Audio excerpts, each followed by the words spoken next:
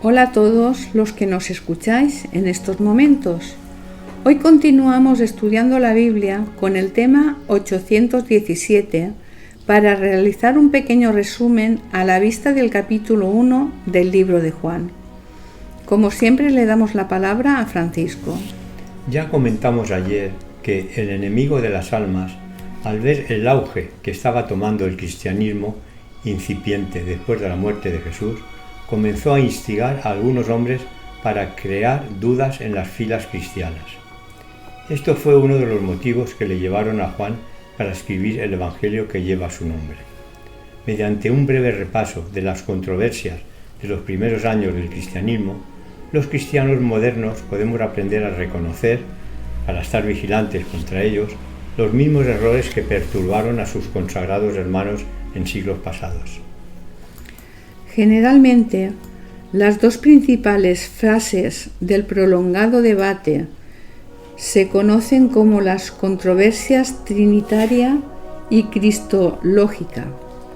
La primera se ocupó de la condición de Cristo como Dios y la segunda de la relación intrínseca entre su naturaleza divina y su naturaleza humana. La creencia de la Iglesia Apostólica referente a Jesús está bien resumida en la afirmación de Pedro de que Jesús es el Cristo, el Hijo del Dios viviente.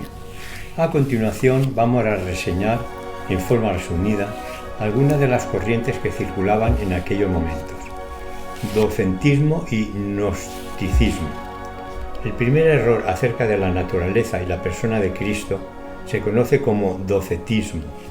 El docetismo asumió diversas formas, pero su idea básica era que Cristo solo parecía tener un cuerpo que era un fantasma y no un hombre en lo más mínimo. El Verbo se hizo carne solo en apariencia.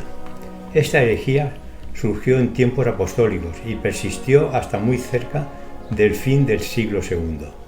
El gnosticismo es la creencia de que los seres humanos tienen una parte de Dios en su interior, que ha caído del mundo inmaterial a los cuerpos de los humanos. Monarquinismo. Como el nombre lo indica, el monarquinismo hacía resaltar la unidad de la deidad, literalmente un monarca, un gobernador único. En efecto, fue una reacción contra los muchos dioses de los gnósticos y los dioses de Marción, el dios del Antiguo Testamento, a quien consideraban como un dios malo, y Cristo un dios de amor. Como sucede con tanta frecuencia con los movimientos reaccionarios, se fue al extremo opuesto, y como resultado se convirtió en una herejía que la Iglesia más tarde creyó necesaria condenar. Arrianismo. Al comienzo del siglo IV, Arrio, un presbítero de la Iglesia de Alejandría, aceptó la teoría de Orígenes. Dedujo que el Hijo no es divino en ningún sentido de la palabra, sino estrictamente una criatura, aunque la más excelsa y primera de todas, y que por tanto hubo un tiempo cuando no existía. Enseñaba que solo Dios Padre era eterno. Nestorianismo. Después del concilio de Constantinopla, la atención de la Iglesia se volvió al así llamado aspecto cristológico del problema de la naturaleza y persona de Cristo.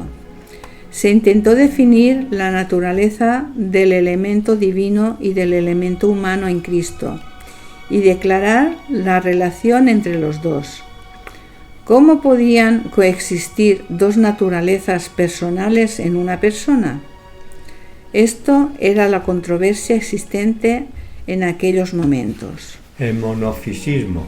Esta nueva filosofía, junto al nestorianismo, citado anteriormente, se debatió en el año 451 en el concilio de Calcedonia.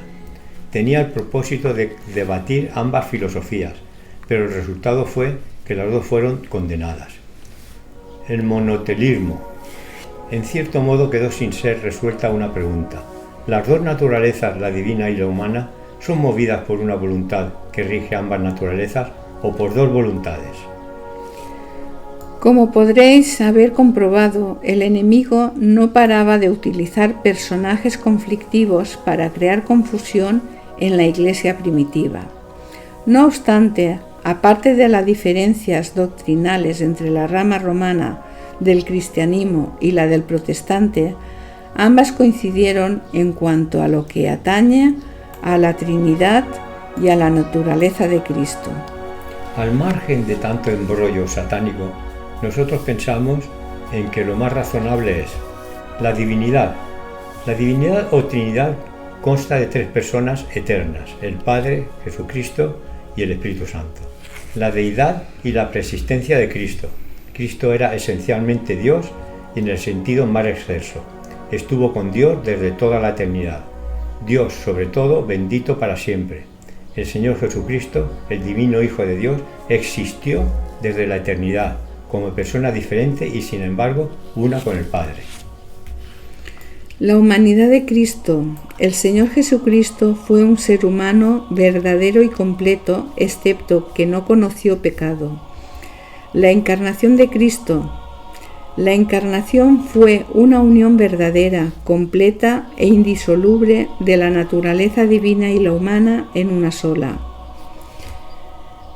sola persona, Jesucristo. Sin embargo, cada naturaleza fue preservada intacta y diferente de la otra. Lo humano no ocupó el lugar de lo divino, ni lo divino de lo humano. Su subordinación de Cristo, asumiendo voluntariamente las limitaciones de la naturaleza humana en la encarnación, el Señor Jesucristo así se subordinó al Padre durante su ministerio terrenal. La impecable perfección de Cristo. Aunque sujeto a las tentaciones y tentado en todo según nuestra semejanza, sin embargo Jesús fue completamente sin pecado. La muerte vicaria de Cristo. El sacrificio de Cristo proporcionó una expiación plena y completa para los pecados del mundo. La resurrección de Cristo. En su divinidad, Cristo tenía poder no solo para deponer su vida, sino también para recobrarla nuevamente cuando fue llamado de la tumba por su Padre. La ascensión de Cristo. Nuestro Salvador ascendió al cielo en su cuerpo glorificado para ministrar allí en nuestro favor. El ensalzamiento de Cristo. Cuando volvió al cielo, Cristo retomó el puesto que había tenido con el Padre antes de la encarnación. Estos y muchos otros grandes misterios relacionados con el plan de la salvación serán el estudio de los redimidos a través de toda la eternidad. Acabamos el estudio por hoy. Mañana continuamos estudiando la Biblia con el tema 818. Bendiciones y hasta mañana.